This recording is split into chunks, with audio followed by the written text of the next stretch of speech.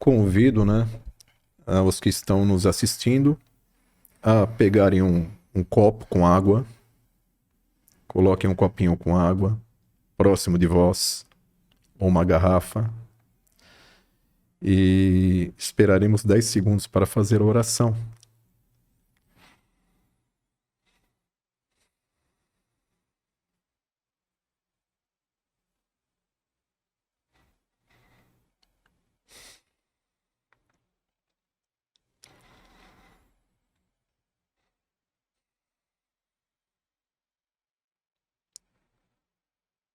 Vamos nos tranquilizando, elevando nossos pensamentos, cerrando nossos olhos, aproveitando para abraçar esse anjo maravilhoso, esse anjo da guarda, esse anjo amigo, que conosco permanece às 24 horas do dia. Abraçá-lo, agradecê-lo pela proteção, por nos proporcionar chegarmos até aqui. Vamos nos ligando com a boa espiritualidade, com os espíritos benfeitores, com a fraternidade do espaço, através da prece das fraternidades. Meu divino Mestre e Salvador, fortalecei-nos e amparai-nos, para que possamos lutar contra as forças do mal que tentam dominar o mundo. Veneráveis mensageiros celestes, auxiliares de Jesus, fortalecei-nos e amparai-nos, para que possamos lutar contra as forças do mal que tentam dominar o mundo.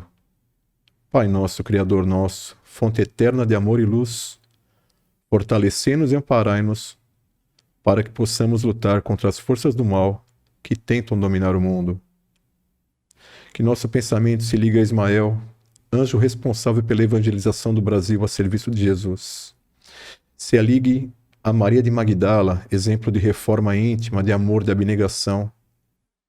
Se ligue a Maria de Nazaré, mãe de Jesus, nossa mãe, que nos cobre com seu manto de luz e bênçãos e nos protege. Pedimos a Maria que nos apresente seu Filho, nosso Mestre amado Jesus, que nos deixou o Evangelho de amor e de paz. Em mãos dadas a Jesus, ele aponta ao céu e diz: ali está nosso Pai, Deus Pai Todo-Poderoso, Criador do céu e da terra, responsável por tudo que somos e por tudo que temos. E junto a nós, Jesus assim nos ensina: Pai nosso, que estais nos céus, santificado seja o vosso nome. Venha a nós o vosso reino. Seja feita a vossa vontade, assim na terra como nos céus. Pão nosso de cada dia dai-nos hoje. Perdoai as nossas ofensas, assim como nós perdoamos a quem nos tem ofendido. Não nos deixei, ó Pai, cair em tentação, mas livra-nos de todo mal, pois teu é o reino, o poder, a glória para todo sempre. Que assim seja, graças a Deus e graças a Jesus. Amém. Não é que a fortuna ela seja algo que te arraiga na terra. É o valor e a consideração que você tem por aquilo. Porque quando você pega o capítulo dos talentos, da parábola dos talentos, que foi distribuído a cada um o talento e da forma que ele multiplicou, era para que aquela riqueza, aquele fundo, ele gerasse um fundo social, um bem social maior. Ela atingisse mais pessoas e conseguisse também atingir um objetivo maior, que era o bem comum. Então, na verdade, a prova da fortuna é uma prova difícil. Porque quando a pessoa reencarna e ela tem a possibilidade, a vida facilitada, ela acaba acostumando naquilo e acredita que o mundo dela se encerra aqui. Caixão não tem gaveta, né? Tem alça. E Tem alça. O que nós levamos da Terra? Eu costumo dizer que são as iniciais Q, I e C. Né? Que até eu lembro que eu fiz uma palestra uma vez, eu coloquei Kiki. Kiki você leva da Terra. Nós levamos as qualidades que conseguimos aqui através do aprimoramento moral, a inteligência, em que nós, dia a dia, acabamos aumentando o nosso nível de conhecimentos, e os conhecimentos gerados com essa inteligência. Então, vai desde o conhecimento das pessoas, os locais, os sabores, as cores. Então, são essas vivências. E você atinge um patamar em que, na próxima reencarnação vossa, você não baixa esse padrão. Bacana, né? É como Sim. se fosse um termômetro e ele vai estagnar e você começa dali para cima. Ainda bem, né? Que se zerasse tudo de novo ia ser complicado. É porque às vezes a gente vê assim, né? As pessoas falam assim, eu queria saber o que eu fui na outra vida.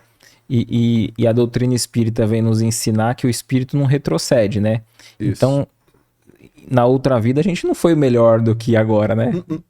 Não. Pegando pela lógica, ao contrário, né? Nós éramos inferiores, tanto intelectual quanto moralmente, né? Em vista ao espírito, né? Sim. E se voltamos, algo ficou para trás, né? Graças a Deus que não lembramos. Sim. Olha, que bênção, né? Já pensou? Olha, todo ele fala, nossa, eu não acredito que fui eu que fiz aquilo.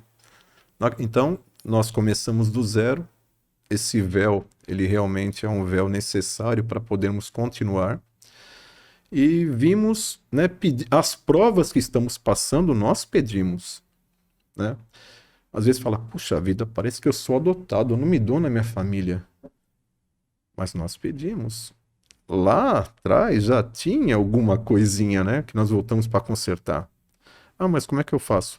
Tente fazer o seu melhor. Não se preocupe com os resultados.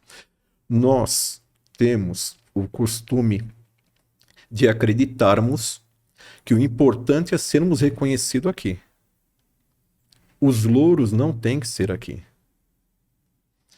Os louros têm que ser lá em cima.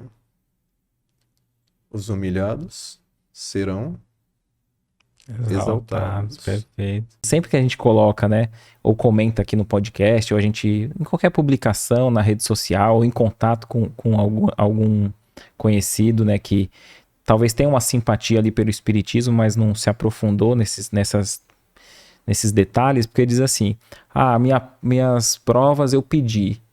E aí, às vezes, a primeira coisa que a pessoa faz é uma negação. Fala, não, eu não pedi para nascer. Eu não pedi para nascer, eu não pedi para vir pobre, se a dificuldade é a pobreza, ou se a pessoa está passando por uma enfermidade, uma doença. E aí, como é que você fala para aquela pessoa? Não, você pediu isso. É porque a gente, muitas vezes, tem um olhar imediatista da matéria, por isso que a gente não consegue entender como que um espírito pediria por dificuldade? Fica mais fácil nos lamentarmos que tentar enxergar a situação. Se você percebe algumas pessoas que nasceram extremamente pobres, mas não sabemos o que foi na vida passada.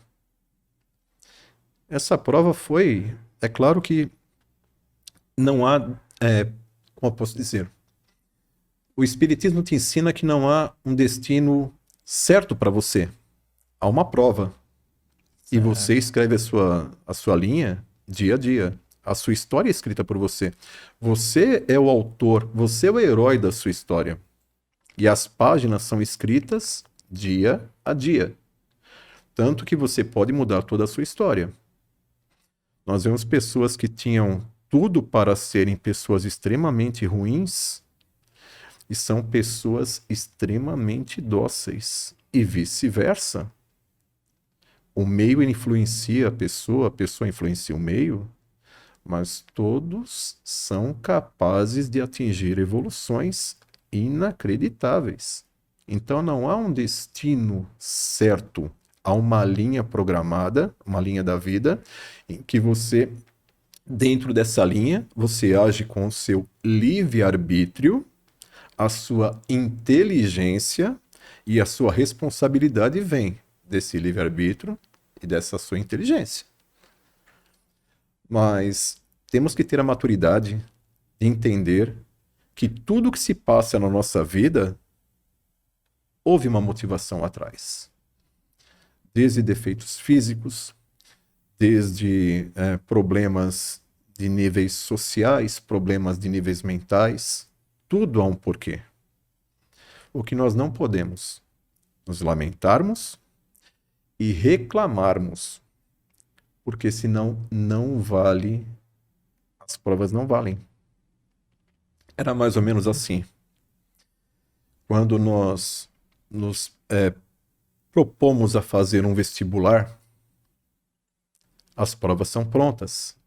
As matérias já estão ali estabelecidas. É impossível chegar na hora e olhar a minha prova e falar assim: ah, eu não quero fazer matemática. A matemática no mundo espiritual talvez fosse aquela dificuldade incrível em que eu reclame todo dia um defeito que eu tenho, um problema que eu tenho. E não podemos. Respiremos, acreditemos, agradecemos. A gratidão, ela é o primeiro passo do reconhecimento da prova. Eu tenho que ser grato pelas minhas dificuldades. E eu só consigo ver que a minha dificuldade não é tão grande quando eu olho para trás e vejo a dificuldade do meu vizinho. Falo, poxa vida, mas eu consigo fazer isso, eu consigo fazer aquilo, eu consigo fazer aquilo outro. Eu estou reclamando, aquela pessoa ela não consegue fazer um terço. E é só sorriso e gratidão. Quem será que está errado? Por que eu não consigo enxergar a cor da minha grama? Não é verdade? E nós achamos que só conseguimos ver os goles de drink que a pessoa toma, mas não vemos os tombos que elas levam. O parâmetro é sempre fora. Eu tenho que enxergar a beleza. Eu tenho que me sentir bem na conformidade do que eu preciso passar. Essas são as provas. E tem até uma frase, você falou da grama do vizinho, né, que eu li esses dias, que é assim: ah, a grama do vizinho sempre é mais verde. A resposta, porque às vezes é artificial, né? Então hoje a gente vê a rede social, né, a gente sempre dá destaque naquilo que é melhor, né? Então, quer dizer, se você come ali um arroz com ovo, você não posta. Mas aí, no outro dia que você tem condição de ir para um jantar chique, aí esse você registra, né? Não é verdade? Então, a gente acaba compartilhando e você abre ali o feed e parece que tá todo mundo viajando, todo mundo feliz, a gente acaba ficando até triste, mais deprimido, né? Não consegue, tá todo mundo se divertindo, só eu que não, né? Você falou uma coisa que me chamou a atenção sobre esse livre-arbítrio, e às vezes tem pessoas que acham que não existe o livre-arbítrio, mas é porque ela tá tendo uma visão somente dessa existência, né? Sim. Porque se a gente fala assim, vamos supor, a gente diz que Deus é justo e bondoso porque ele permite a reencarnação. Então, aquela pessoa que teve uma dificuldade ali física de nascença, vamos supor, aí alguém vai dizer, pô, o que ela fez para merecer aquilo, né? Aí o espiritismo vem e diz que em outra existência ela fez algo que lesionou ali o seu perispírito, ela veio naquela condição, ou ela própria pediu para que reparasse, porque ela fez isso com outro e gostaria de sentir e tal. Tem várias possibilidades, né? Então quer dizer que esse livre-arbítrio dela, ela já exerceu na outra existência, né? Sim. Então a gente não perde o livre-arbítrio nunca. Não. Isso já é uma característica nata do espírito, né? Nós acreditamos que somos corpos com espírito. Na verdade, nós somos espíritos com corpos. Tá? E eu estava até conversando com um amigo, ele falou, o corpo é meu, eu faço, né, eu tomo as atitudes que eu quero, meu corpo, minhas regras. Sim. Eu costumo dizer que esse corpo aqui, ele é locado. Ele é locado. Eu tenho que tratar ele da melhor forma. Eu loquei esse corpo, eu tenho que devolver ele bom estado. No final, eu sei que ele há de ao pó retornar. Vai deteriorar um pouquinho, né? Sim. Né? Mas dentro desse corpo, sou eu. É o espírito Rogério. Então, essa casa do meu espírito, ela tem que ser uma casa protegida. Eu tenho que zelar, né? Na questão saúde, na questão moral. A gente, a cada dia, tenta ser melhor nos sentidos. Uma coisa também, Éder, que eu costumo dizer, é que se nós ficarmos parados, olhando para trás, para vermos os nossos erros, você não consegue progredir. Verdade. Não é verdade? Ah, Rogério, você errou muito. Acho que todos os dias. Mas nós temos que parar, respirar, limpar o joelho, levantar e continuar. Tentar não errar, tentar fazer melhor. Sem nos compararmos a ninguém. Só o Éder sabe os problemas que o Éder tem, as dificuldades que o Éder tem. Só o Éder sabe onde precisa chegar. E quando o Éder acha que a opinião do Rogério vai interferir no objetivo dele, o Éder está deixando ser definido por uma opinião de fora. E é difícil, né? A gente leva muito, muito em conta, mais do que deveria, né? É verdade. A opinião dos outros, né? E você falando sobre esse não parar, fixar olhando para trás, às vezes o auto-perdão é tão difícil quanto perdoar o outro, né? Sim, porque acreditamos que as opiniões dos outros nos definem e não define. Não define. Ela pode te dar um norte. Se ela for construtiva, ótimo, vamos tentar observar. Se ela for negativa, vai entrar aqui e vai ter que sair aqui. Eu tenho que prosseguir. Essas energias que guardamos, em grande parte, elas vêm justamente desembocar no assunto de hoje.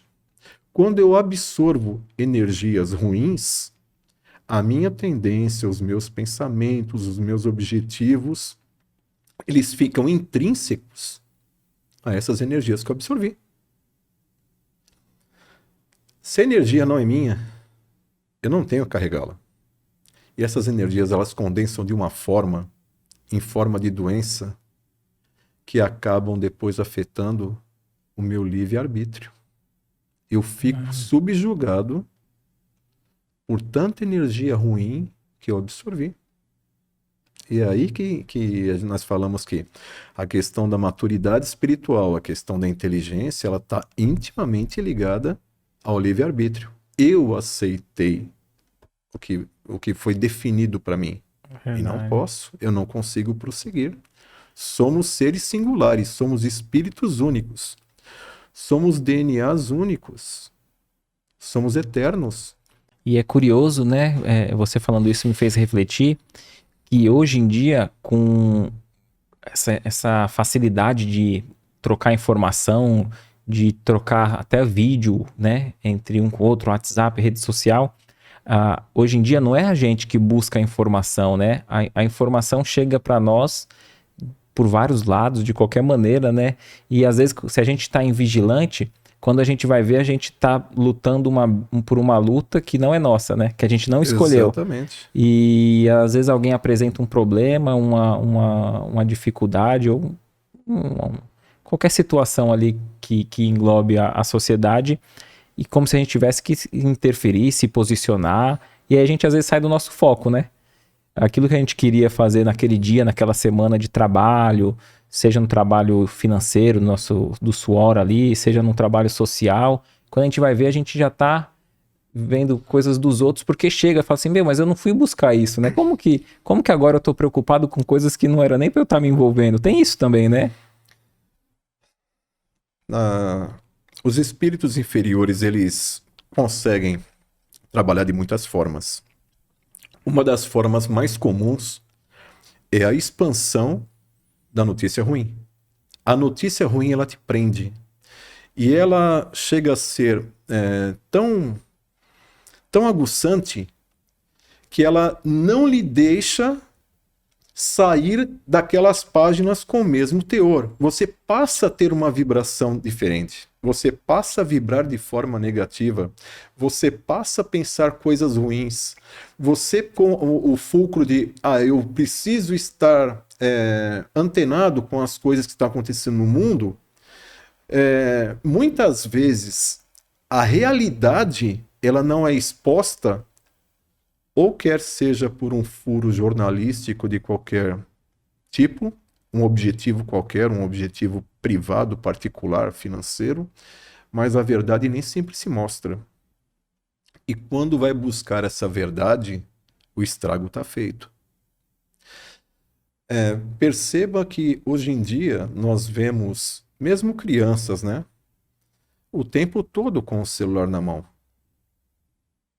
Praticamente como se fossem zumbis, não conseguem largar.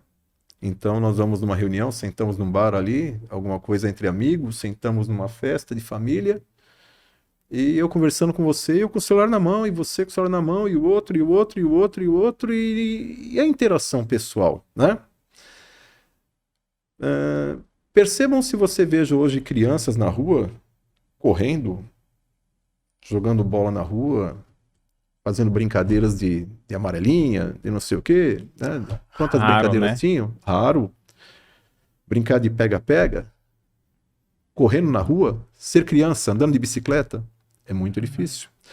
A era digital, e quando você tem a era digital que ela te escraviza, dependendo de quem tenha o controle e as energias, você é mais um que está ligado de uma forma vibracional. Basta ter a ideia. Então perceba que hoje em dia a obsessão ela tem mais ferramentas do que tinham. Ela age no mundo digital, ela age na área social, ela age na área religiosa. Se eu aceito a sua definição da minha pessoa, eu acabo entendendo que eu não tenho que lhe tolerar. E era apenas uma opinião, mas eu tomei de uma forma particular. A partir daí já cria uma intolerância. Verdade. Você vê como surgem? E aí eu entendo que eu tenho que jogar na sua cara a minha religião, o meu esporte. Eu não tenho que fazer você aceitar. Eu tenho que fazer você concordar e ver que você está errado, que você fique minorizado diante das coisas que eu lhe apresento. Verdade. Eu acho que isso acaba até sendo um reflexo da própria rede social, né? Você estava falando das crianças, elas não têm discernimento, às vezes, de saber o que é certo e o que não é. Mas mesmo nós adultos, quando vai ver invigilantemente, a gente está consumindo coisas que a gente não vai conseguir auxiliar, né? Como você disse, muitas vezes são fatos, a gente tem que estar antenado para não estar avesso do que está acontecendo de modo geral no mundo, mas se a gente entra ali num tipo de consumir algo que só vai deixar a gente triste, deprimido, triste, não faz sentido, né? E como que o espiritismo vê a questão da sorte ou do azar? Porque às vezes a gente vê, né? A pessoa fala assim, meu, esse cara é tão sortudo, eu sou tão azarado. Como que o espiritismo vê essa questão? Existe a sorte, o azar ou não? Achamos que sim, né? Achamos que sim, mas não, né? Todos têm a mesma oportunidade. A diferença é qual padrão vibracional que eu vou utilizar. Quando nós pensamos em coisas ruins, nós atraímos energias ruins. Nós atraímos espíritos inferiores que pensam da mesma forma. E por que é interessante? Porque a influência desses espíritos, Éder, ela não é simplesmente da forma que eu deseje, que eu peça. Eles conseguem ver os nossos pensamentos mais ocultos. Fala, poxa, você não menciona nada para ninguém, mas você está ali pensando, o Emerson não sei o quê, né? Coitado do Emerson, está ali do outro lado. O Emerson não sei o quê. E eu aqui pensando, podia não vir?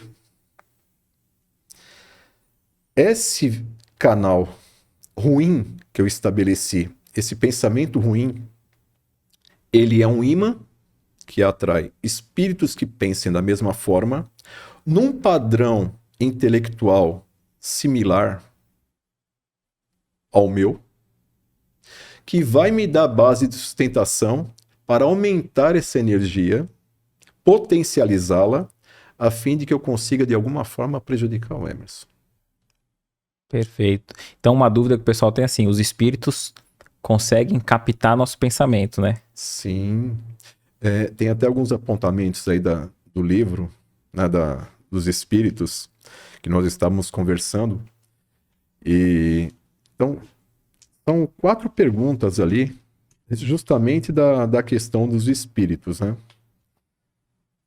A pergunta 457, ela diz da seguinte forma: podem os espíritos conhecer os nossos mais secretos pensamentos? Olha que interessante, né? Essa pergunta foi feita por André Luiz ao Espírito da Verdade. O Allan Kardec, né? Perdão, Allan Kardec é o Espírito de Verdade. E o Espírito de Verdade diz o seguinte: muitas vezes chegam a conhecer o que desejaríeis ocultar de vós mesmos.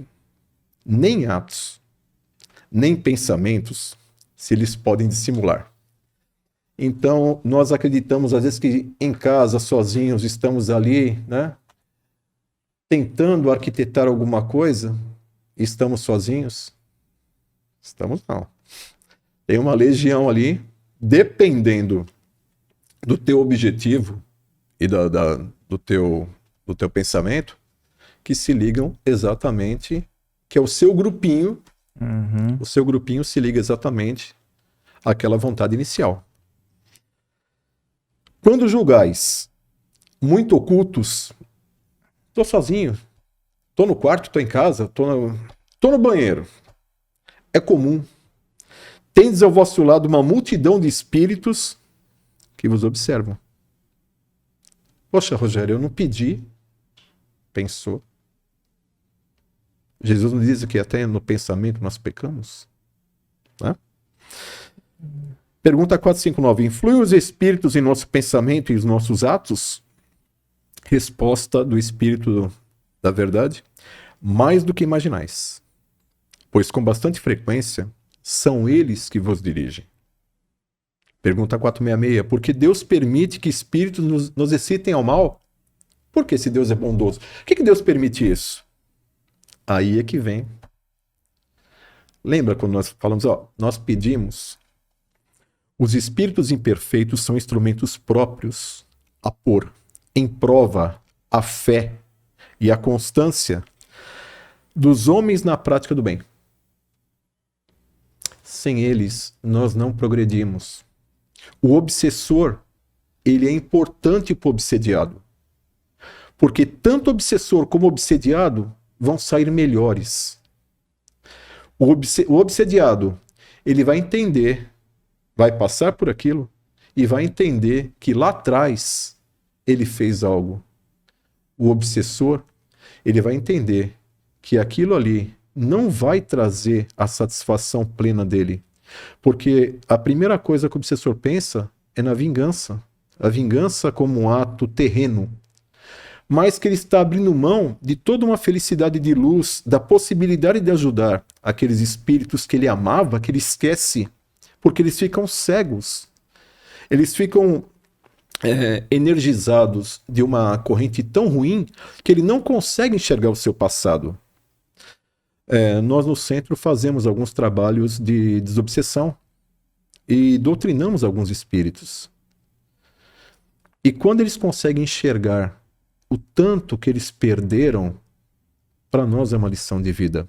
Então nós penso assim, poxa, se tem alguém que está me dizendo que eu tenho que seguir por um caminho, que ele está vindo de um caminho que ele caiu num buraco, eu tenho que entender. Eu tenho que aprender com a dor dos outros. Eu não preciso sofrer a mesma dor. E quando eles dizem, quando você diz que eles perderam, é perda do quê? Perda de tempo mesmo? Perda de tempo e perda. Eles não conseguem reconhecer mais as pessoas que eles amaram na Terra. Porque grande parte desses espíritos, eles estão no umbral que que vulgarmente se chama purgatório, naquela área de sombras, de trevas. E ali eles são escravizados, passam por diversas agruras, né? É um lugar muito ruim. E eles sofrem aquela energia. Eles ficam escravizados mentalmente com aquela energia daquelas entidades que eles se encontram. E quando eles conseguem soltar as amarras, é uma bênção. Se sentem as pessoas mais gratas do mundo. E eles não conseguiam mais enxergar as pessoas que amavam, porque o padrão vibracional deles era outro. Era dirigido a você tem que atacar o Éder todos os dias, você tem que atacar o Emerson todos os dias. Era assim que é feito. Estava conversando com uns amigos também e abordamos o assunto dos drogados. E eu disse que talvez o maior erro seja pegar essas pessoas e colocá-los internados numa clínica, achando que a abstinência vá suprir e vá findar o vício. Quando entra uma droga, um álcool, um vício na vida de uma pessoa, algo ali quebrou. Ou atingiu a fé dele, ou atingiu a felicidade. Essa droga, ela passou a ser uma muleta. Bem mais que uma bengala, ela passou a ser uma muleta. Ela vai ficar sob um dos ombros. Ela vai servir de perna. Primeiro tem que entender qual foi o impacto na vida dessa pessoa. Foi amorosa, foi financeira, foi social, foi de trabalho. O que ele perdeu? Perdeu um ente e não consegue entender o porquê, porque só está conseguindo enxergar aqui a vida terrena. E nós não somos daqui. Quantas vezes você parou e olhava assim, você vê as pessoas falando, gente, eu não sou daqui, não é possível, eu não estou me encaixando. Sim, não é verdade? Sim. Eu não sou daqui, não estou me encaixando. Mas a questão, às vezes, é tão particular, tão minorizada, que ele não consegue enxergar. E é nesse momento que você tem que entender e fortalecer aquilo. Ou você fortalece a fé da pessoa, ou fortalece a felicidade. Porque no impacto, a primeira coisa, a pessoa olha para cima e fala assim, o Senhor me abandonou. A segunda, ele não quer mais ser feliz. Ele não consegue enxergar tudo que o rodeia. A possibilidade dele levantar da cadeira e fazer tudo diferente. A possibilidade que ele tem de dar a mão para uma criança, visitar os amigos, ajudar as pessoas, voltar a ser aquela criança de 12 anos que a mãe pegava pela orelha para colocar para dentro de casa. Acho que ele próprio, vai tomar banho. Acho que ele próprio sente falta desse tempo, né? Não é verdade? Por quê? Porque aquela época não tinha responsabilidade? Sempre tivemos. Mas nós vivíamos com um sorriso no rosto. E quando, Éder, nós deixamos essa criança adormecer no peito, nós perdemos a felicidade. Verdade. Nós não enxergamos o brilho do sol, não enxergamos o sorriso da criança que está no nosso colo. Nós só pensamos no amanhã, no amanhã, no amanhã e criamos ansiedade. Ou paramos e olhamos para trás, olha, era assim, era assim, era assim, e entramos na depressão. Nós não aproveitamos o presente. E o presente chama presente, porque Deus nos deu. É um presente, é hoje. E eu não consigo viver hoje, porque minha cabeça ou está ou lá atrás ou lá na frente. E eu perco tudo isso. E eu preciso de uma felicidade momentânea. Eu preciso de uma bebida, eu preciso de uma droga, eu preciso de alguma coisa para estancar, para eu não pensar no presente. Para eu não tentar pensar no futuro, para não tentar pensar no passado. Eu tenho que ficar apático. E essa apatia que a gente tem que entender. E eu acho que se a gente conseguisse, ou aquele que está desejando se melhorar, né, nessa questão dos vícios, abordar todas as áreas em conjunto, né? Seja a abstinência, seja uma medicação que hoje em dia tem, né? E também o espiritual, né? Eu acho que tem que ser esses, penso eu, né? Eu não sou nenhum especialista na área, mas que tenha que ser em conjunto. Porque às vezes, se tem só a questão da fé, às vezes a pessoa não tem uma força tão grande. Porque no meio é fácil, né? Conseguir. Então, muitas vezes, acho que opta-se por afastar do mundo ali, para não conseguir com facilidade em locais fechados, né, afastados, e ao mesmo tempo que tem um mergulho dentro do seu encontro com o seu eu ali dentro de uma fé, seja qual for o caminho religioso, né, para a pessoa seguir, para que consiga preencher esse vazio e sair das drogas, né. A gente falando dessa questão de Deus, analisando os caminhos, né, que a gente pode escolher na vida. A gente falando sobre Deus e Mamon, e aqueles que não acreditam em nada, ou tem aquele termo, né, que tem os ateus e o agnóstico. O que seria isso? O ateu, ele não crê em Deus nenhum, né?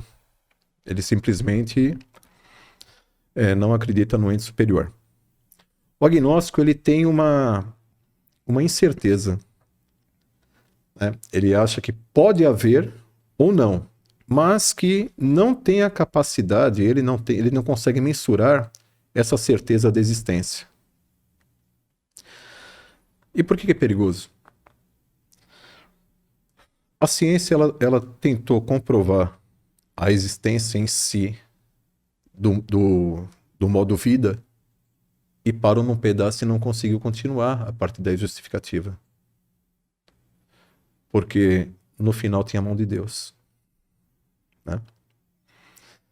E quando você não escolhe um lado, você é escolhido. É mais ou menos assim. Lembra da época de escola? Quando tinha os times? Sim. Se você não estava com vontade de pertencer a alguma coisa, ia sobrar alguma coisa para você. Ninguém ficava sem atividade. Éder, você quer fazer o quê? Eu quero jogar bola. Eu quero pular corda. Eu quero ser... Você, eu não quero fazer nada. Ah, então você vai ter que fazer isso. E assim é a vida. São dois lados. Você pode escolher por um lado humano, um lado em que você vai agir com uma forma espiritualizada, buscando fazer as coisas éticas, as coisas morais dignas, ou você pode se omitir e assumir aquilo que vai ser encostado a vós. Ah, mas como tem essa certeza? Sempre temos influência todos os dias. Interessante, né? Porque assim, às vezes a gente quer, por medo, a gente não quer tomar uma decisão, uma escolha, mas a omissão já é uma escolha. Sim. O fato de você não fazer o bem já é uma omissão. Né? O desafio é tentar fazer o bem, mesmo a quem, aspas, na tua visão não mereça. Porque a ajuda, na verdade, ela é para mim. Mesmo que eu lhe estenda a mão, você não me retribui, o meu ato está feito. A minha função foi cumprida. Eu não posso, é isso que grande parte de nós, né? Eu digo de nós porque eu também me coloco nessa situação, às vezes não entende. Porque queremos que as suas ações elas sejam concomitantes ou elas tenham um relacionamento com a minha. Eu não posso decidir isso. Eu posso decidir como eu vou tentar planejar, como eu vou tentar fazer. Mas as suas ações dependem só de vós. Eu não posso, o resultado é seu, eu não posso ter influência nisso, eu não posso me preocupar com isso. Olha que interessante, agora eu lembrei o que eu ia falar lá atrás que eu esqueci, era justamente dentro disso. Como os algoritmos das redes sociais faz com que a gente só veja coisas de pessoas que pensam como nós, a gente tem uma falsa impressão que todo mundo ao nosso redor pensa igual, pelo menos dentro da rede social. Sim. E aí, é aquilo que você tinha falado, a gente perdeu um pouco essa sabedoria, vamos dizer assim, não sei, né? A prática de conviver com o diferente. Porque como eu entro na minha rede social, eu interajo com todo mundo que pensa igual o meu pensamento político. Eu penso igual com o meu esporte favorito, que aí eu me relaciono só com eles. mesmo time de futebol, porque aqueles que postam sobre o outro time eu não curto, não interajo, aí para de vir, aí vem só o que... Aí a gente sai na rua, na vida real, aí o outro tá lá e fala, ó, eu penso dessa forma. Aí você, pô, ele pensa diferente. Aí a gente acha que só ele é o... Ele que é o errado, ele que é Exatamente. a minoria, como você tinha dito antes, né? E aí a gente Exatamente. fala, não, então ele não serve para conviver comigo. Ué, se a gente vê o próprio Jesus, que não excluiu ninguém, ele tinha certeza de que dentro dos discípulos dele ali tinha aqueles que eram mais bravos, mais irritados, tinha até aquele que ia traí-lo, e ele sabia Já quem. sabia, Ele, né? mesmo assim, ele não excluiu.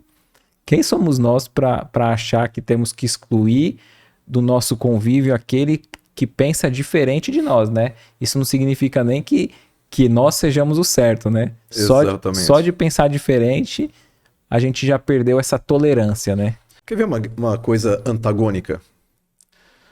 As chamadas guerras santas. Se é guerra, não pode ser santo. Hum? E você percebe que há sempre um objetivo, né? Terreno.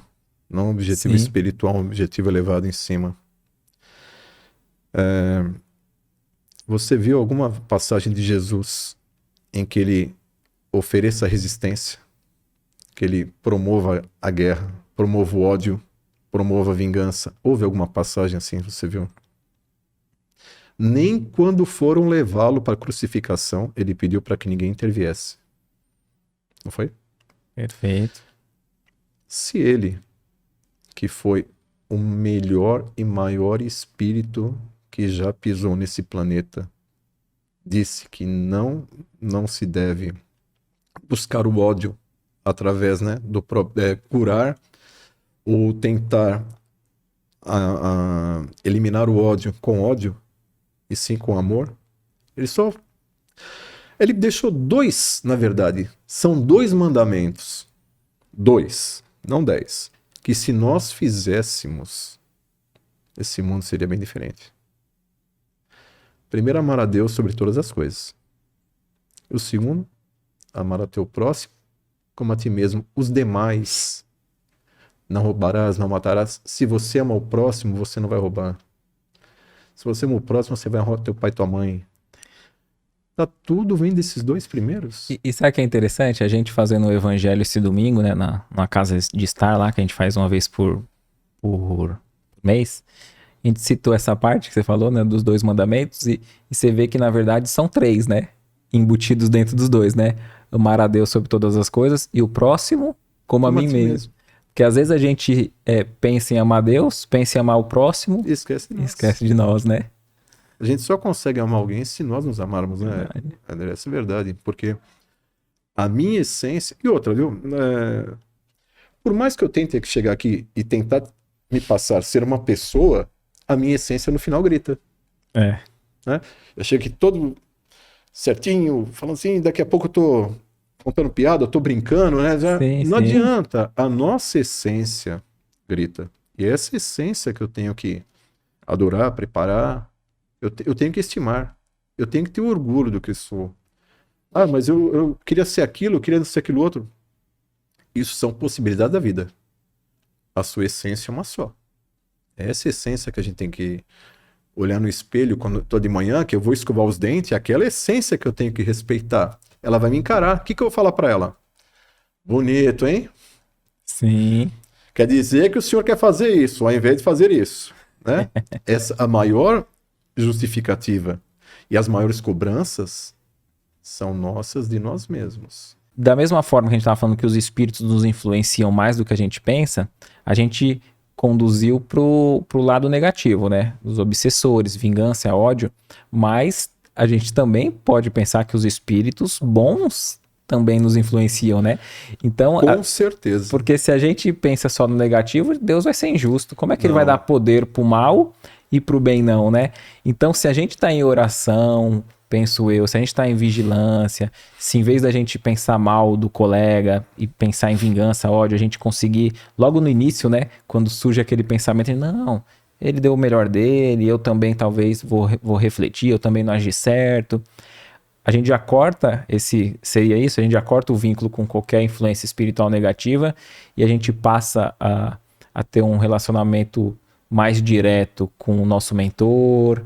Porque muitas vezes quando você diz assim, que olha no espelho e a nossa consciência grita, não é pra fazer isso.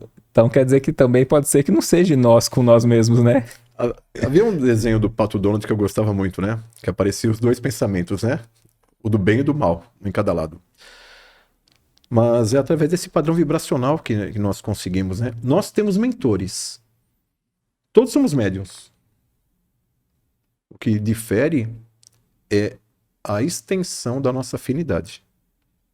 As peculiaridades de cada mediunidade, isso é que difere um pouco, mas todos somos médiuns. E esses mentores, eles estão sempre junto a nós para nos intuirmos. Mas eu costumo dizer que é assim, Éder. O jogo de futebol, aonde fica o técnico? Lá de fora, na beira, Na beira do campo. E o time fica lá jogando. Assim é. Nós somos os jogadores e o mentor está aqui, na beira do campo. Mas tem uma peculiaridade. Ele não pode falar. Ele pode intuir, fazer gesto. E você imagina o desespero. Ele tá ali e fala assim, não, Rogério, não, por aí não, meu Deus do céu. E intui, e dá sinal, e tenta lhe motivar nos pensamentos, tudo, para que você siga de uma forma correta. Então, esses espíritos sempre estão conosco. Não nos abandonam. E mais espíritos de luz também se achegam pelo nosso padrão vibracional. Quando fazemos algo, quando 2 ou mais estiverem reunidos em nome de Jesus, principalmente esses espíritos de luz se fazem presentes, né? Quando nós vamos fazer orações em casa, os antecedentes nossos, desencarnados, vêm participar do espírito. Ah, mas pensei na vovó, no vovô. Vovô, estão ali. Eles vêm pelo pensamento. Olha a velocidade, né? Olha o Liame, como é rápido. Então, sempre temos as duas vertentes, o bem e o mal. O que difere? O que você tem no seu coração? Raiva, rancor, alegria, felicidade, amor. São o que você semeia, você atrai. Interessante, né? Que você diz assim, então, que o pensamento é um chamamento, é um chamar, Sim. Né? E aí eu lembro de 2 casos, rapidamente, né, pra gente fazer essa analogia, que o André Luiz participa.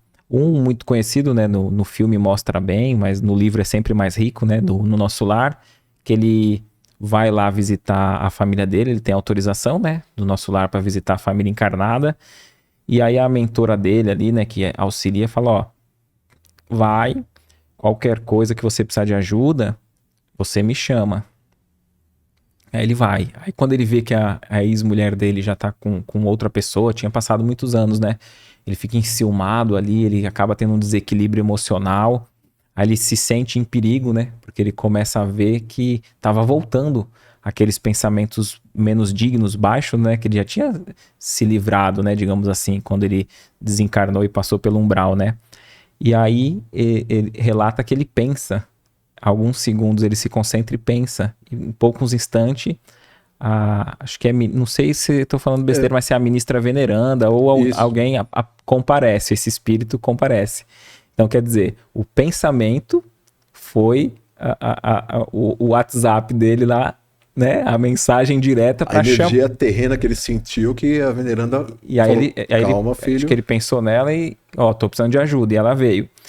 E tem um outro caso, em outro livro, que tem um estudo, um curso no plano espiritual, onde comparece espíritos desencarnados e espíritos encarnados, que vai em desdobramento pelo sono estudar.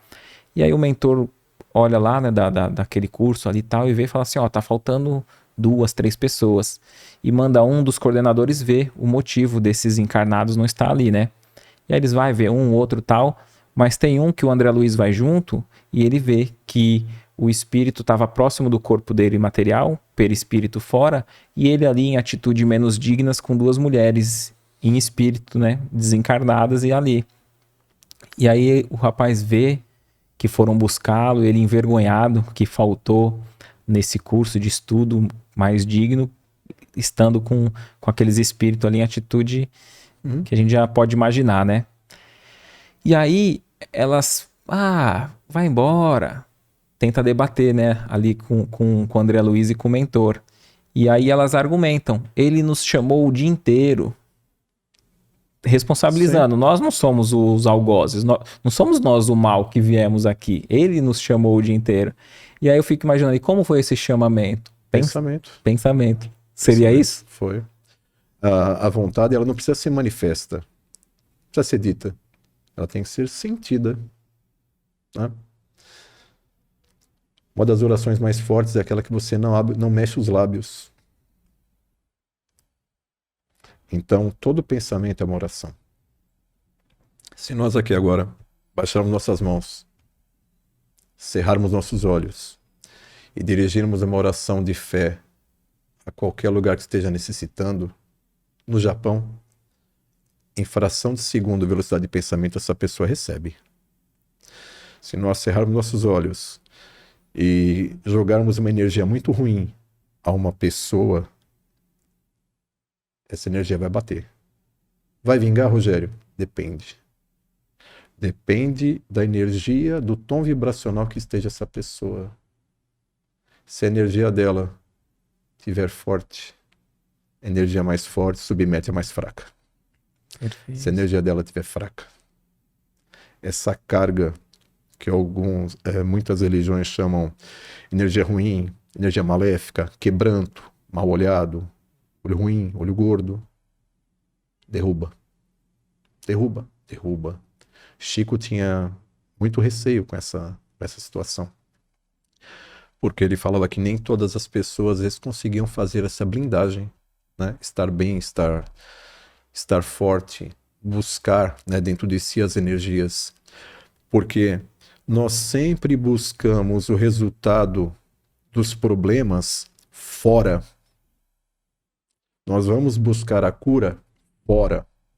Achamos que as coisas têm que vir de fora para dentro. Não, é de dentro para fora. Se eu te perguntar, todos os amigos da sua vida ainda continuam fazendo parte do seu rol de amigos? Não.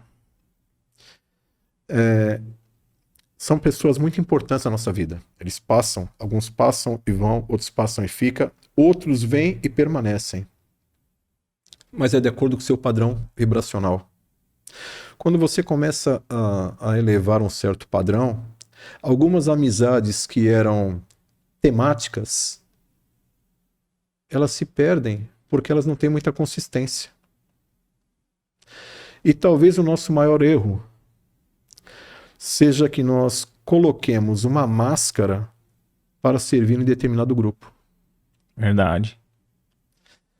Se eu não torcer para o Royalty Club, eu não vou poder ficar naquele grupo.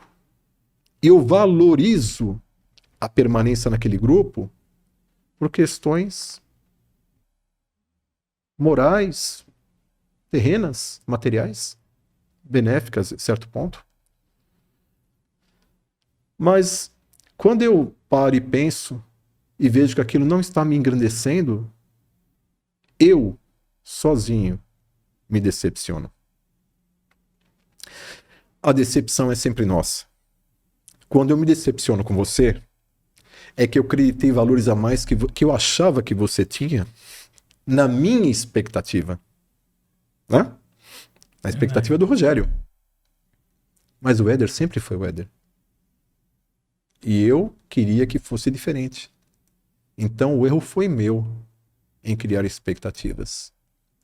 E nós fazemos o quê? Viramos a cara. Verdade. Só se consegue perdão por algumas fases da vida. Às vezes a pessoa fala assim, eu não consigo perdoar fulano. Mas o perdão imediato é meio difícil. Quais são as fases de relacionamento? Então você conhece uma pessoa, aí você passa a ter respeito por ela, você passa a ter amizade, e você vai crescendo, né? Amigos íntimos, ou dependendo da pessoa, relacionamentos, amores, paixões, amores. O amor chega na última etapa. Como você recicla isso? A primeira coisa quando acontece essas coisas muito pesadas é você deixar o tempo levar e esquecer. O esquecimento, ele zera o relógio. Não queira de um dia para outro você... Algo que te fizeram muito... Não. Põe na mão de Deus, esquece. Deixa Deus levar. Tira essa energia de dentro. Porque o perdão é benéfico para nós. Porque você tira aquela energia ruim. Essa energia, ela tá dormindo em algum canto aí. Ela vai sedimentar. Ela vai materializar. E quando ela materializa, ela vira coisas muito ruins dentro do nosso organismo. E até mesmo dentro desse sentido da palavra de esquecer, às vezes a gente se confunde, né? Porque aí tem gente que fala assim, não, mas o que a pessoa me fez foi tão ruim que eu não esqueço. Óbvio, né, que o esquecimento é da memória. Então tem traumas, tem situações que a gente não esquece mesmo, de falar, nem lembro mais. Mas é esse esquecimento nesse sentido que você está colocando, de não desejar fazer a justiça com a própria mão, né?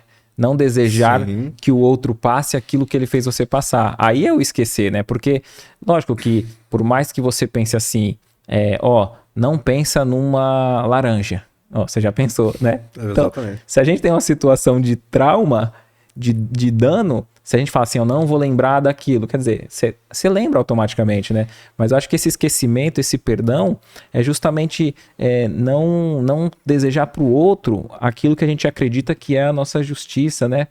Eu digo isso porque eu me lembrei de uma passagem, você tinha dito até anteriormente da reunião de desobsessão ali mediúnica, né? Do diálogo, doutrinando aquele espírito que muitas vezes é um espírito movido pela vingança. Do Divaldo Franco, se eu não me engano, ele dizendo, né, que o espírito estava ali, ele, não, mas eu não consigo perdoar, eu não vou perdoar. Aí o Divaldo usa uma técnica que ele fala assim, não, mas não precisa perdoar ele agora.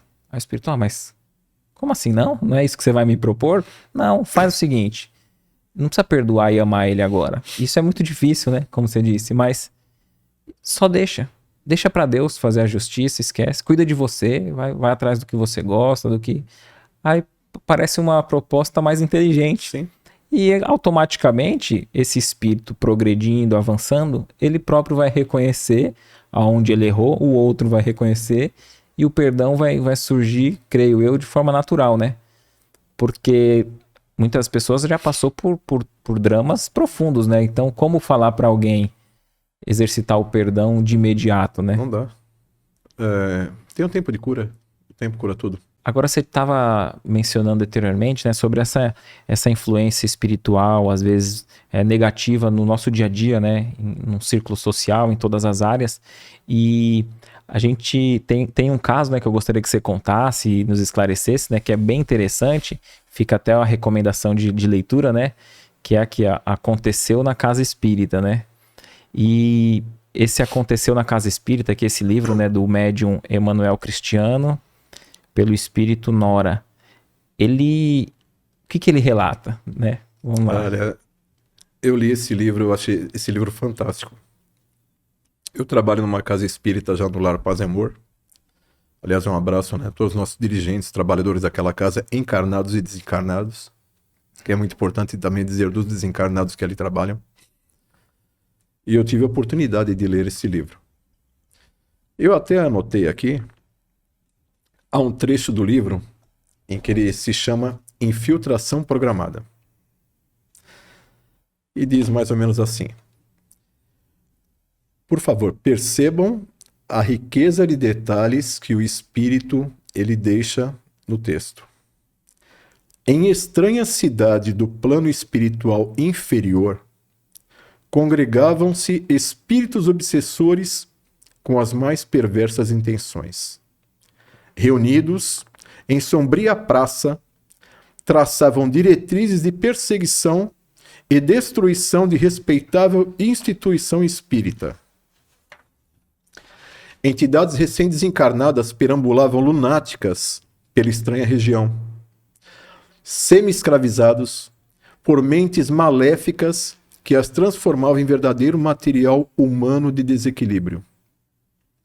Estes infelizes permaneciam junto aos obsessores por guardarem compromissos espirituais intensos diante daqueles que se dedicavam à prática do mal.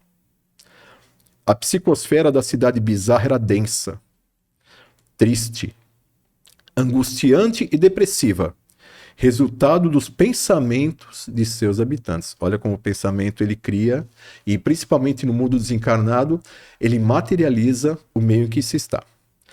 Júlio César, na condição de chefe, conclamava do centro do largo os obsessores que circulavam em torno do Jardim de Pedras. E disse assim: já fez a verificação dos principais trabalhadores? Resposta: sim. Aqui está o levantamento de 10 dirigentes que serão visitados por nós. Temos, por exemplo, os registros da responsável pelo atendimento fraterno. Júlio César: vamos atormentá-la, envolveremos de tal forma a infeliz que o marido que ela fará da vida dela um inferno. E a pretexto de manter a harmonia do lar, ela terá de abandonar as tarefas e aí adeus afabilidade e doçura. Mestre, o ajudante, há ainda uma outra coisa a considerar. O marido é dado à bebida. Por que eu gosto muito desse livro? Porque assim, nós temos a escolha do bem e do mal. Nós temos a escolha. Somos pedras num tabuleiro. Há o tabuleiro das trevas, as pedras das trevas. Há as pedras de Deus. A briga espiritual, ela é muito grande, Éder. Se nós pudéssemos ver, ficaríamos horrorizados. Então, cada centro espírita, cada igreja, cada centro de umbanda, cada casa budista, cada igreja que consegue recuperar uma pessoa, é uma pessoa a menos nas trevas que o mal perde. Então esse livro, ele, embora ele seja retratado numa casa espírita, você pode utilizá-lo para qualquer segmento. Eu acho maravilhoso, as pessoas perguntam, qual a melhor religião? Eu falo, aquela que te deixa feliz, te leva a Deus. Preferencialmente tem o Mestre Jesus ali apontando o teu caminho, na minha concepção. E isso pode ser utilizado para qualquer lado, porque o Éder, quando está fazendo atendimento espiritual na casa, o Éder está prejudicando o lado dos espíritos inferiores. Você está tirando membros dele, você está trazendo membros para a luz. O Éder é um problema. Temos que bater no Éder, mas o Éder é forte. Qual a fraqueza do Éder? Fulano, Beltrano, Cicrano. Vamos derrubar Fulano, Beltrano e Cicrano. E é aí que a pessoa tem que ser mais forte. Porque sabe que está acontecendo isso ao redor, arrebanha, mas não abandona a missão. E eles têm eles conhecem os nossos pensamentos mais ocultos. Mais do que nós mesmos, às vezes, Mais do que né? nós mesmos. E sabem as nossas fraquezas. E é ali que eles batem. E é por isso que Deus permite que eles nos excitem ao mal. Para que nós nos fortaleçamos na constância e na fé. Aí que está o nosso valor. Não só no livro, mas a gente consegue tirar também para as pessoas que procuram as casas espíritas. Porque é assim, eu te convido, Éder, vai no meu centro, ó, quinta-feira lá, 19 horas, lá vai no centro. Quando chega na quinta-feira, acontece de tudo contigo. Pneu fura. Quebra teu carro. Chega a visita. Criança adoece. Por quê? Não é interessante para esses espíritos inferiores, né, esses espíritos pouco esclarecidos, que nós consigamos sair desse padrão vibracional em que nos sentimos presos. Não é interessante para eles. Eles precisam que nós fiquemos no mesmo padrão. Então, o que for possível ele entender que a sua vontade não é tão forte e ela pode ser combatida, eles vão propiciar. Mas aí você tem que pensar assim, eu vou. Nossa, mas tá chovendo, tá caindo a tempestade. Eu vou pegar um guarda-chuva e vou. Nossa, mas o neném, eu vou levar. Ah, mas o carro, eu vou a pé. Quando eles percebem que a sua resistência ali não vai vingar, aí para o problema. Enquanto você puder ser testado e puder ser vencido, sempre vai ficar mais difícil. Então fala, poxa, mas eu me programei, eu queria. Ah, na hora deu sono, deu preguiça, deu má vontade, né? Que é o trinômio, né? Sim, sim. Você tem sono, preguiça e má vontade, você Pronto, tem que ter muita determinação para tem que sair de vencer. guincho de casa. É. Então, nesse momento é que você tem que se fortalecer e falar, olha, eu vou de qualquer jeito. Nada vai me E eu segurar. imagino esse cenário desse espírito ali inferior, né? Lógico que deve ter muito mais linhas de pensamento, mas assim, em dois aspectos, né? Vamos pensar. Um, pode ser um adversário, às vezes de outras vidas ou dessa mesmo, que ele não quer ver você melhorando. Então ele quer Sim. que você continue no mesmo nível dele ali, Mesmo porque padrão. ele não quer se melhorar e ele quer seu mal. E ele sabe que ali você vai evoluir, progredir, né? Então é um aspecto. E o outro é até mesmo através do vício que a gente tem, né? Porque eu lembro que o André Luiz descreve uma cena de um espírito junto com um encarnado que bebia. Então ele fala que ele sugava os fluidos ali e ele usa um termo que ele diz assim: ele utilizava-se do encarnado como uma verdadeira taça para bebida.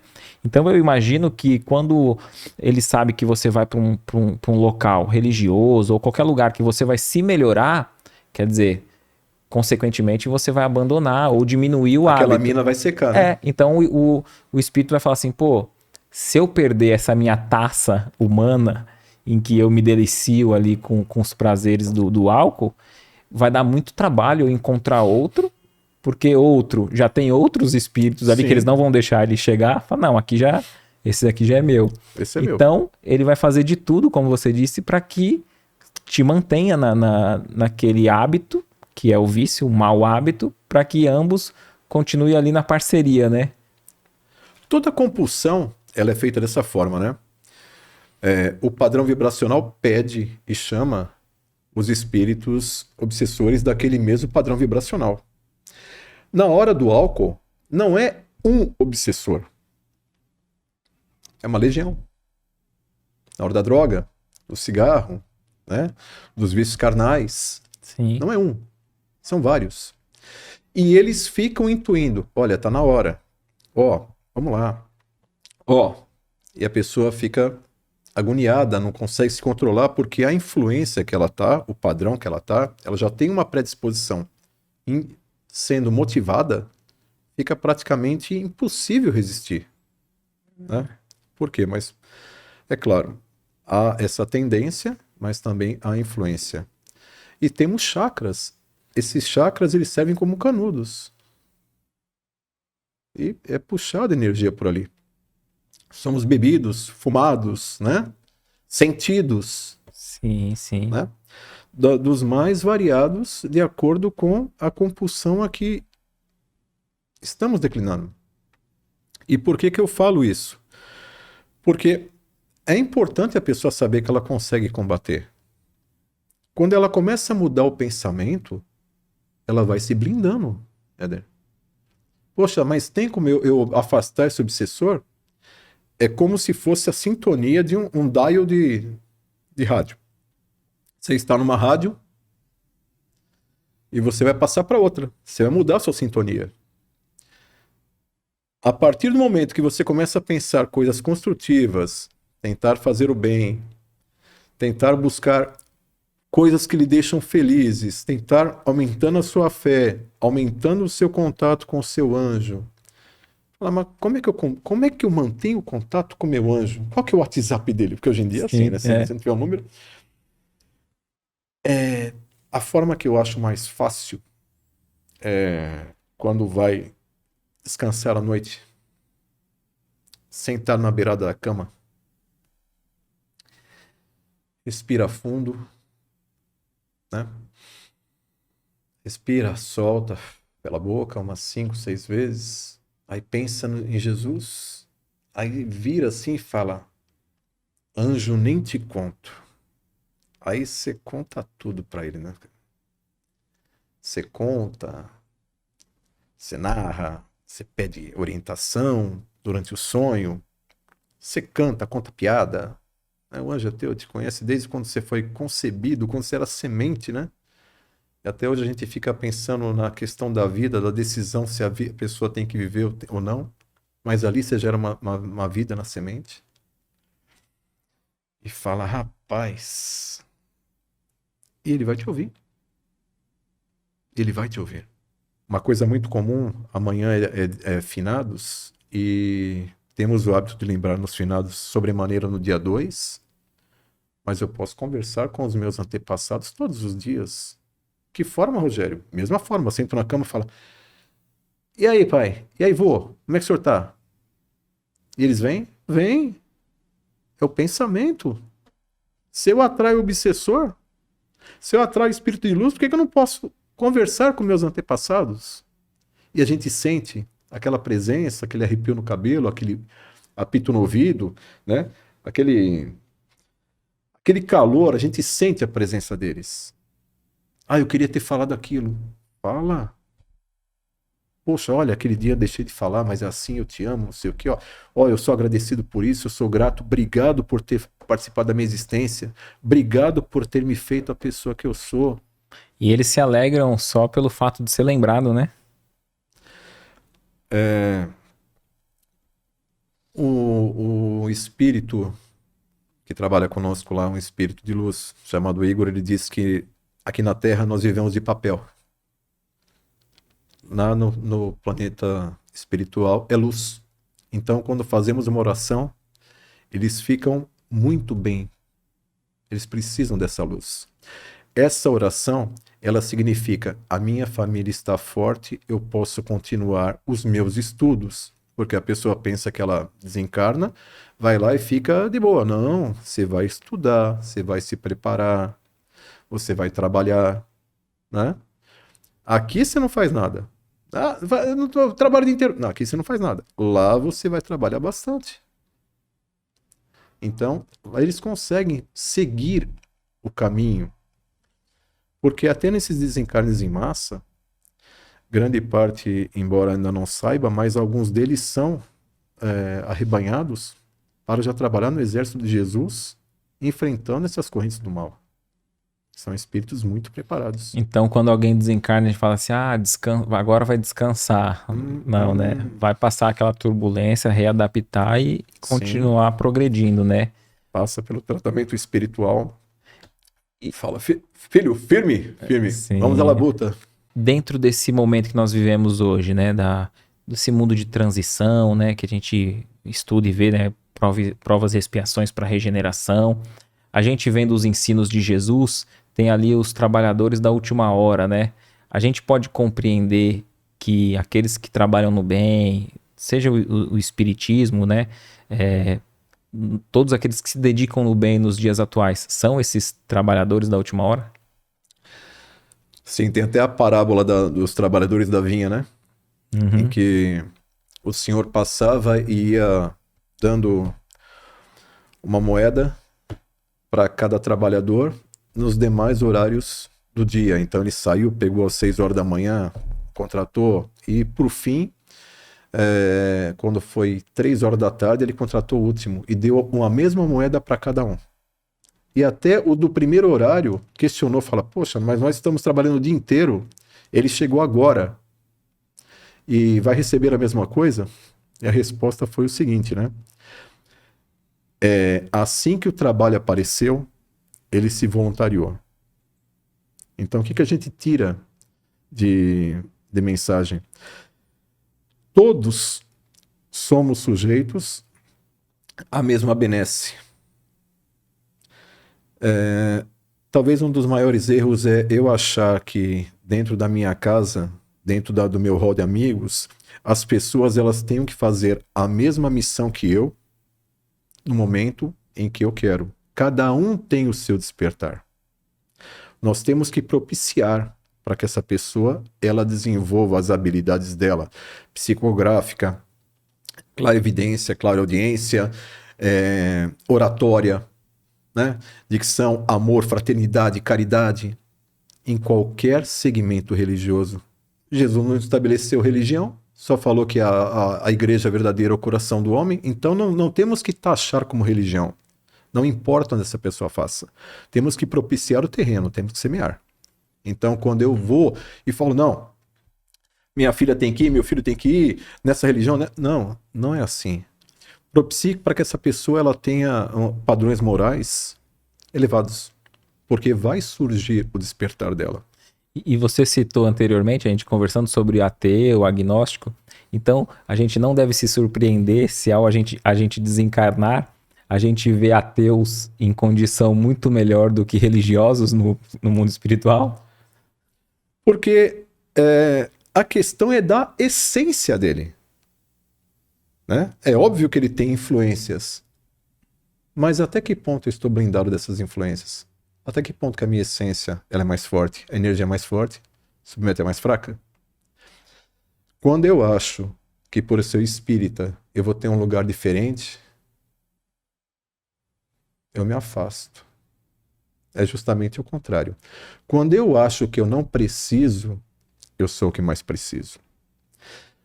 Todas as oratórias que eu faço em palestras, em reuniões, eu vejo que aquilo é para mim. Éder, sem brincadeira. Eu começo um texto. Ele faz assim, ó. Eu vou seguir uma linha, uma vertente, e eu vejo que o texto faz um contrário. Aquilo é para nós. Aquilo está fazendo bem para mim.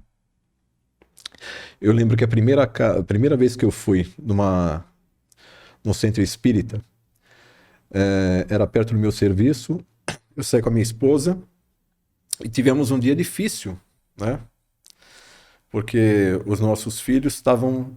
Aquele dia estava difícil, né? Nós queríamos... Estava testando a paciência de vocês. Nós queríamos afagá-los com as mãos. E...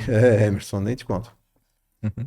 E chegamos ali, tomamos o passe magnético da casa, sentamos para a reunião, entra a palestrante, escreve na lousa: amor entre pais e filhos.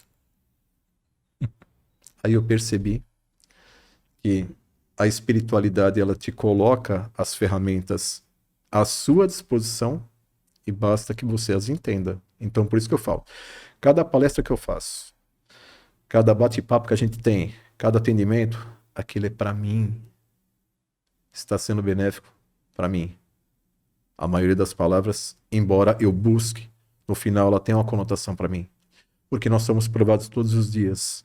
E se eu consigo entender que aquilo, se eu melhorar, eu consigo ajudar alguém, ele é cíclico. Foi por isso que a gente fala do resetar. A gente é resetado todo dia. Você pode ver que eu tenho certeza que do teu roteiro aqui, muita coisa, o teu mentor, você já... Surge na hora as ideias, né? E às vezes a gente se lembra de livro que a gente leu, às vezes a gente se lembra de uma palestra que a gente viu de alguém e tinha até esquecido, né? E surge. Então a gente sabe que a gente estando ali de boa vontade para ser um instrumento, acho que a espiritualidade vai, apesar de muitas vezes as nossas limitações, vai surgindo ali e vai nos auxiliando, né? Não é o que eu quero, é o que é o necessário. Quando o dinheiro é muito acessado por muito esforço e trabalho, também é visto como privilégio agora.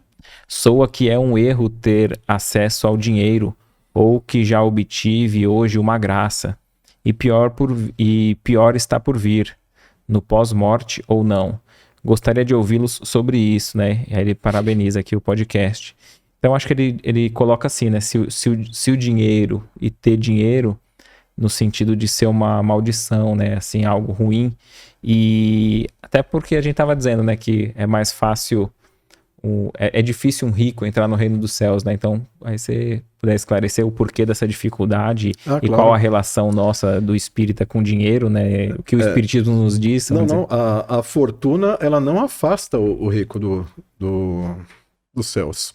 Uma coisa que é importante é estabelecermos o seguinte: as parábolas de Jesus daquela época, elas tinham imensamente um caráter terreno, porque o conhecimento, a capacidade de intelecto, a capacidade racional daquele povo naquela época era só acreditar no que eles pisavam e palpavam.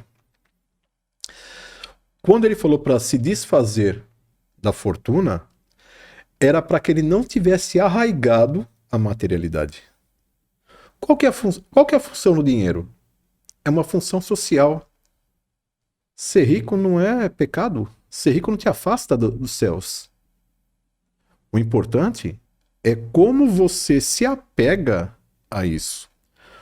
Como é que você faz esse dinheiro girar? Você beneficia mais famílias? Você dá emprego a mais famílias? Você consegue fazer isso ter uma função social? Ou não? Você vai se fechar no seu casulo e não vai olhar para ninguém. Você vai ficar amarrado nesse dinheiro e quando desencarnar, vai ficar ligado ao teu corpo apodrecendo, abraçado a essas moedas de ouro? É essa a questão. Até mesmo a que fala no fundo da agulha, no buraco da agulha, são várias conotações, né? Que tinha o estreito do buraco da agulha, em que o camelo, que se tivesse com mais carga, só passaria o camelo e não a carga. Sim. Como também fala do cabo, que o cabo era uma corda e passar o cabo pelo fundo da agulha, tinha várias conotações. Mas a verdade é a forma que você se liga a essa fortuna. Pelo contrário, a fortuna eu acho que é uma grande prova para aqueles que realmente buscam a caridade, buscam a fraternidade, conseguir colocar. Ele tem mais meios de colocar, né, fazer girar a função social. Perfeito. Ele é mais capaz, mas nem sempre se lembra disso. O Edinaldo pergunta assim, ó, gostaria de saber se já tiveram alguma carta psicografada do Chico Xavier e do Valdo Vieira depois do desencarne. Aí ele diz que é de São José dos Campos, né? Então, eu vou deixar você responder, depois eu vou pôr meu apontamento sobre essa questão que ele levanta, né? Vários locais, né? Vários centros, eles sempre apontam algumas passagens de Chico, né? Algumas manifestações. Mesmo porque Chico, ele é, né? Ele é uma pessoa muito iluminada. Eu acredito que algumas passagens dessas, elas têm extremamente, né, o condão. Porque assim, como nós sabemos que são espíritos de luz não deixam dúvidas. Espíritos de luz não buscam ideias contraditórias. Espíritos de luz buscam a paz, o amor, o caminho. E Chico é a expressão de amor, paz e caminho aqui na Terra. Então, algumas passagens que foi dita, não tenha dúvida que tudo leva aqui que seja condão dele. É claro que há sempre os falsos profetas. É nisso que nós temos que observar. As predições feitas por Chico aqui em vida, até hoje conseguimos comprovar, né? Tantas que ele deixou que a gente está notando. Mas também temos que ter em mente que algumas coisas possam ter conotações diversas das que habitualmente estaríamos submetidos pelo plano atual. Então é importante ter esse discernimento, enxergar a essência de amor, enxergar a mensagem. Perfeito, excelente. Com relação até à mensagem que muitas pessoas perguntam, né? Pô, mas o Chico recebeu tanta mensagem dos outros e ele não voltou, por que que não tem? Ou que se tem mensagem, que mensagem é essa? E dizem que ele deixou umas senhas, né? Um código com alguns pessoas próximas dele, né? Para que, se ele viesse a se comunicar, saberiam, reconheceriam. Eu imagino que é mais assim, o que ele poderia fazer de deixar de mensagem para nós, ele já deixou em vida, né? Para todos. Porque tem tanto material e a gente ainda não estudou tudo, né? Mais de 400 livros, a gente não estudou tudo.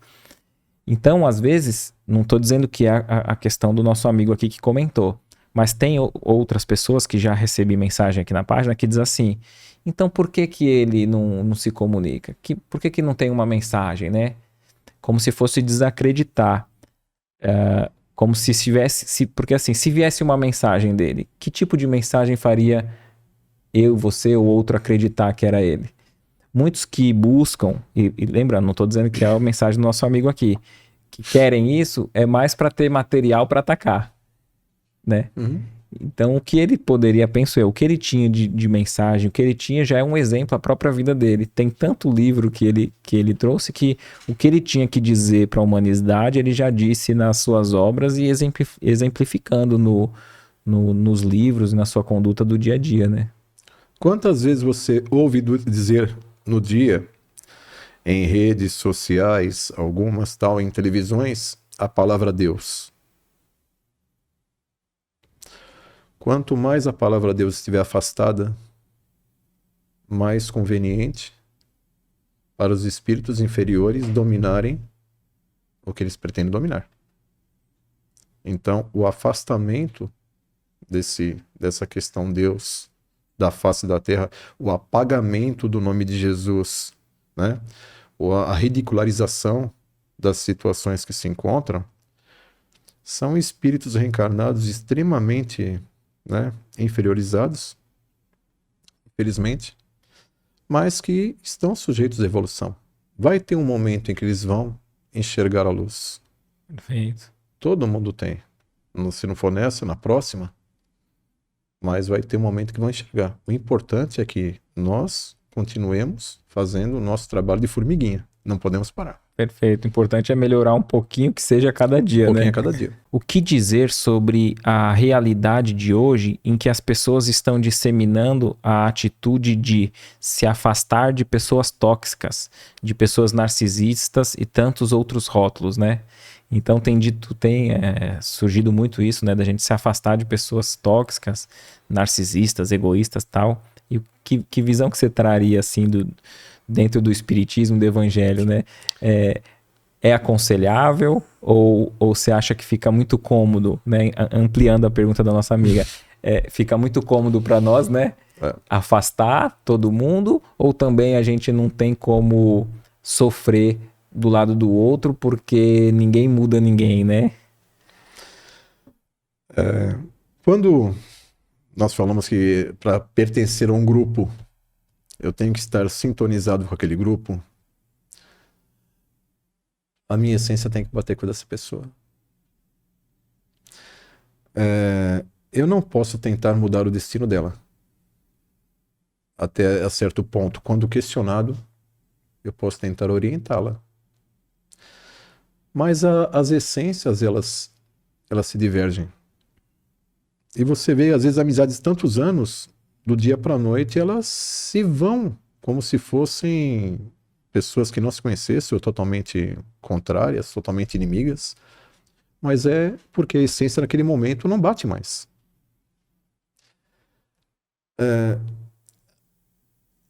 Você pode ter certeza que mesmo essas pessoas tidas como narcisistas, elas usam uma máscara para poder ser aceita. Mas é uma máscara temporal. Depois desse tombo vem, às vezes, o orgulho ferido, vem a vergonha. É aí que ela precisa de ajuda. Não é no auge, é na baixa. Porque os verdadeiros amigos que você tem na baixa são amigos para ter na alta.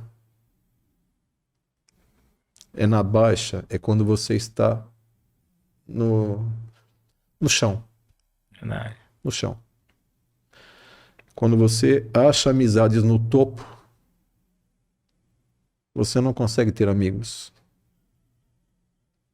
Os verdadeiros amigos, eles te tiram do chão. Então, a questão de se afastar ou não, não se faz necessário. Faz necessário você entender até que ponto aquilo é bom para você ou não. Até que ponto a sua mão está estendida para poder ajudar ou não.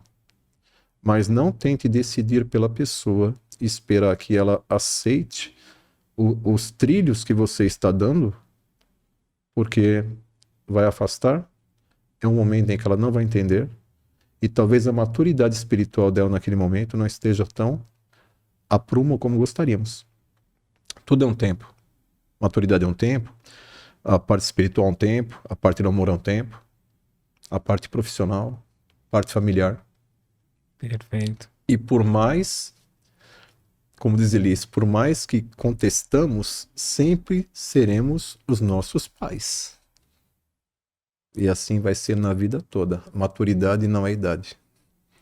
Aliás, tem crianças reencarnadas que você vê eles dando algumas palavras de Deus com 7 anos, que pessoas com 60, 70 jamais ousariam pensar. Evolução espiritual, ela é diferenciada pela essência. Todo mundo um dia atinge essa evolução de acordo com a sua essência e seu tempo de maturação. Perfeito. Eu me lembrei agora, lógico que eu não vou lembrar de todo o texto, né? Mas tem um texto do André Luiz que ele diz assim, 10 atitudes antes da crítica, ou algo assim. E fala assim, né? Que, vamos supor, antes de criticar, né, antes de tomar uma decisão, podemos adaptar de afastamento, de a gente compreender que aquela pessoa é tóxica ou não pode estar junto comigo, enfim. Aí fala, você já refletiu se ela não está agindo sob influência espiritual? Você já refletiu que talvez você no lugar dela agiria igual? Antes de você tomar essa decisão, você já refletiu se você fez o máximo que você podia para ampará-la e auxiliá-la para que ela saísse dessa situação? Então ele coloca, Ele faz um roteiro lógico, que né? você desiste, você fala assim, eu ainda não cumpri esse checklist, né? É, E aí a gente vai vendo que antes dessa medida de talvez de abandono, de desistência, tem outras de estender a mão, como você colocou, né? Então se a gente tentou, creio eu, cheguei no meu limite de compreensão, tentei ajudar, tentei compreender, fizemos todos esses passo a passo e ainda assim o outro continua me ferindo, eu não posso ser masoquista e sentir prazer na dor ou achar que ser bom é ser bonzinho, né? exatamente. Nós temos que entender os nossos limites também.